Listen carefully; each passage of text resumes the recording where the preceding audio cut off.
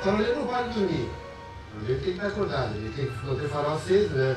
Todo faroleiro que se preza tem uma foto. Na minha casa, tapete para entrar é um farol de boas-vindas, né? Todo faroleiro que se preza é um bobão, é um amante do farol.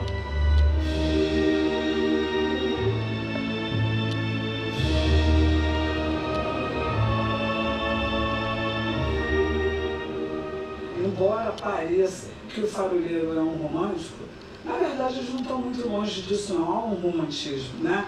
E Deus permita que esse romantismo perdure. Eu decidi que cursaria telegrafia, que o telegrafista era o único militar que notava nos faróis, né, na época. E eu queria ser faroleiro, né? Apesar da tecnologia, né? Mas ainda há um romantismo. Eu torço para que isso não acabe. Na verdade, eu me considero o guardião dos faróis.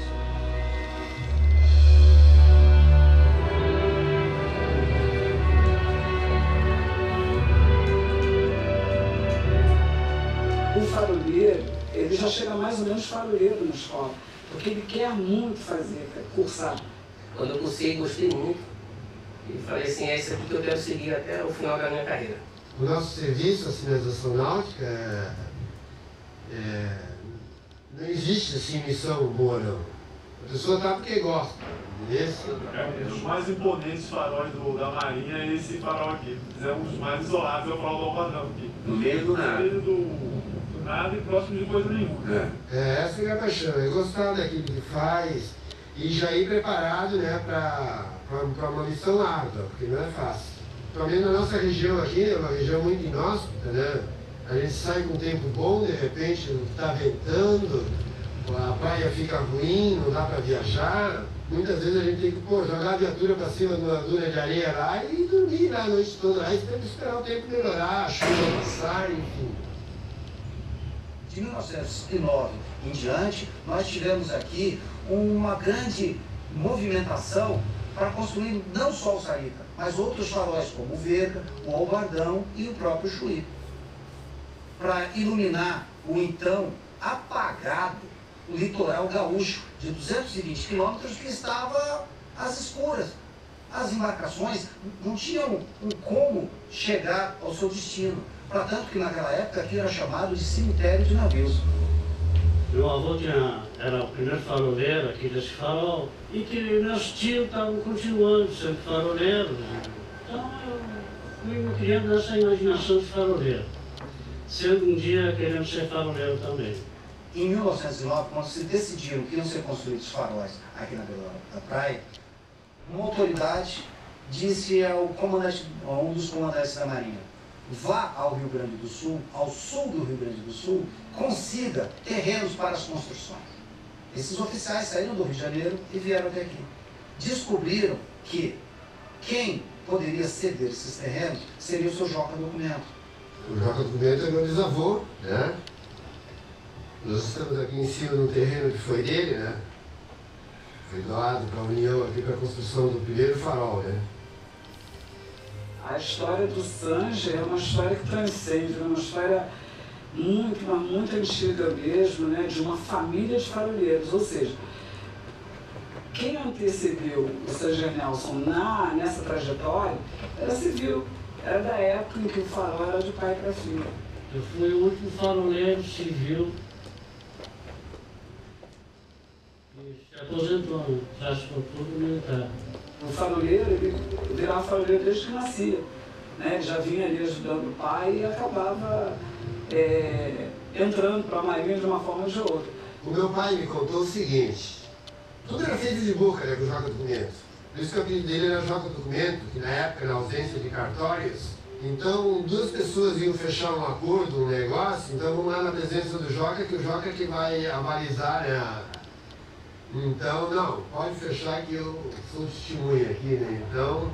Chegando lá, pediram a ele: a gente gostaria de uma doação de pequenas áreas para que a gente pudesse construir terrenos para os faróis da Marinha. Qual foi a resposta dele? Vamos jantar? Amanhã a gente vê isso. E a minha bisavó não queria fechar porque vai dar um terreno para a União, né? Assim, né? Tá, ela não era muito a favor, não. Mas ele disse, o meu pai disse que ele falou o seguinte: não, eu vou doar assim porque isso daí vai servir para a minha descendência. No dia seguinte, ele chegou à seguinte proposta: afirmativo, eu dou os terrenos com uma condição. Essa condição é que eu seja faroleiro e os meus descendentes também sejam faroleiros.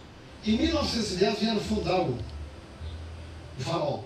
E ele postulou ser faroleiro. Ele chegou e disse para o almirante: não, eu vim postular assim, assim, assim. Mas o que o senhor postula? O que o senhor apresenta? O que o senhor deu para o Brasil? Muito mais que o senhor. Para o almirante, quer dizer, um bronco daqueles ali, né? E o que o senhor deu mais do que eu? O senhor quantos filhos tem? 3 ou 4. Eu dei 14. Ele estava no segundo casamento. Ele teve mais 16 filhos. Mas ele comia muito marisco, né? A base de marisco, ele só comia marisco com chimarrão. A fonte de energia dele era o marisco. Bom, o almirante gostou muito dele e colocou lá, e a filharada toda. Então, daí houve uma grande dinastia, seria a palavra correta, de faroleiros.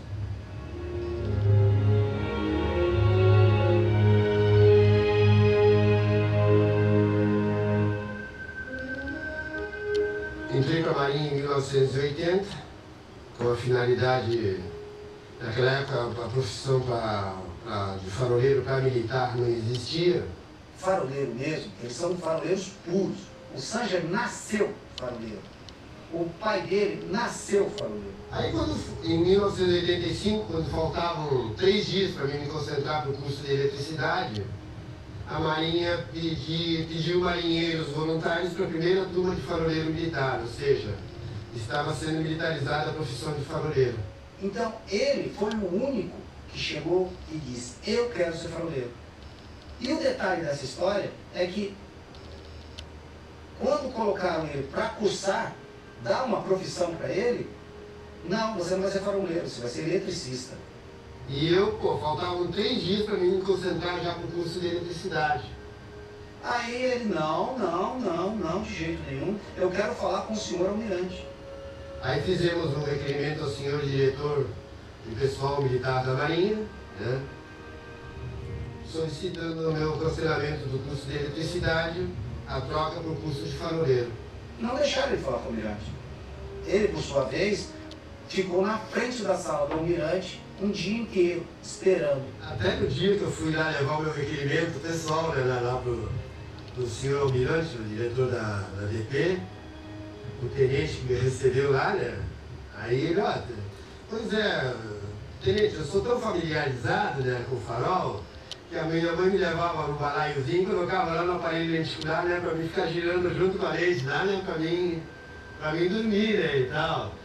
Eu acho que o argumento também de ser bisneto, neto, filho, né, e ter residido durante 18 anos, quer dizer, foi a vida toda, né, infância, adolescência, toda no farol, né, então...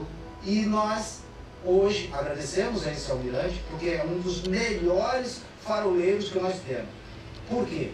A criatividade do Sanger Nelson, ela é fora do comum. Problemas que demorariam meses para ser resolvidos por causa de peça, de material, de transportadoras, com a criatividade dele ele consegue resolver. Para tanto que o Sanger botou faróis para funcionar com peças de micro-ondas. Eu não consigo chegar num farol e deixar ele apagado. Então tem faróis que a gente, para manter às vezes, o cara tem que usar de tudo quanto é artifício, né? Então, por exemplo, em Cidreira, né, numa determinada ocasião, eu cheguei lá e um relé, né, de potência, tem que ser um relé de potência. Aí quando eu disse: onde eu vou conseguir isso? Quem é que trabalha com isso, né? Vou numa oficina de conceito de micro-ondas aí, né? Funcionou lá bastante tempo. A dinastia do seu Joca documento perpetuaria se o Sanger conseguisse colocar mais um filho para ser faroleiro. Porém, a ironia é que ele só teve filhas meninas. Só teve filhas. A Marinha, no momento, não tem mais faroleiras. A minha mãe eu considero uma faroleira, sabe? Porque eu acho que o faroleiro, naquela solidão ali, se não é a presença feminina ali, a presença da mulher também, eu acho que ia ser meio, ia ser difícil, né? Sufocante. E a minha mãe não teve, assim, uma vida... Ela dedicou praticamente a vida para a família, para os filhos e para o marido. E a solidão de alguns faróis, né? Porque o militar, ele sabe que ele vai para um farol, vai passar 2 anos independente da área inóspita que ele encontra, ele vai passar 2 anos ali. Então a gente preparava as mulheres para saberem da importância do serviço que o marido dela exercia para o Brasil, né? Que é a segurança da navegação. E aproxima mais a gente. O farol apagou também, ela avisa a gente. Oh, o farol está apagado, faltou energia, coloca o gerador profissional, faltou energia, que a gente está aqui fora, a gente não vê essa parte. É a vida de uma família faroleira. Era muito bonito ver o depoimento das mulheres, porque quando a gente promovia um encontro, né, e elas usavam sempre uma expressão muito interessante, que elas falavam assim, no farol onde eu servi, quer dizer, elas já tinham um farol, né, tinha uma identidade. De certa forma, a mulher do faroleiro, ela é uma faroleira.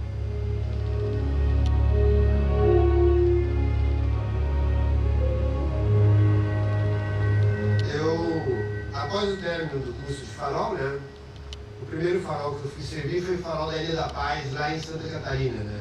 Dali, de São Francisco do Sul, eu pleiteei para vir aqui para Mostardas, onde fui prontamente atendido, entendeu?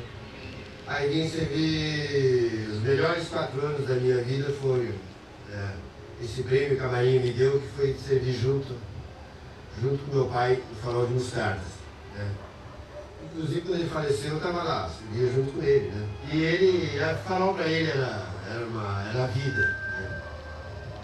E sempre me dizia que o farol hoje, com o GPS, né, e tudo, mas se o navegante vê a luz, ele se sente mais seguro, entendeu?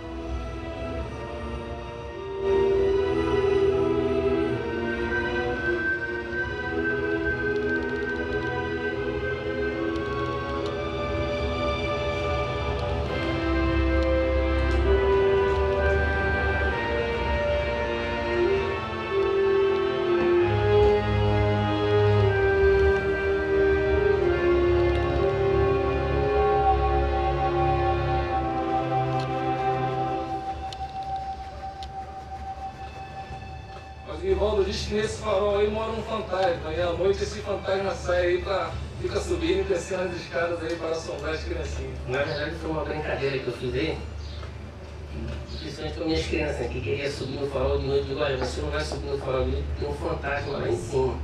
Imagina num bombardão daquele dali, não tem ninguém, não tem vizinho, nada na volta. Você recebe uma batida na porta, meia-noite e 1h. Aí o cara vai perguntar quem é, se não é bom perguntar quem é, né? Se for assombração, mas realmente, o bombardão ali, sozinho ali, o cara ficar sozinho ali é complicado. Próximo sábado, no passado, território de dinossauros. Isso aqui uma olhada, um mastodonte, um elefante pré-histórico. No presente, um paraíso ecológico ameaçado. Aqui não se larga lixo nenhum, mas todo lixo do mundo vem para aqui. Próximo sábado, depois do Jornal do Almoço, o último programa da série A Maior Praia do Mundo. João José Flores,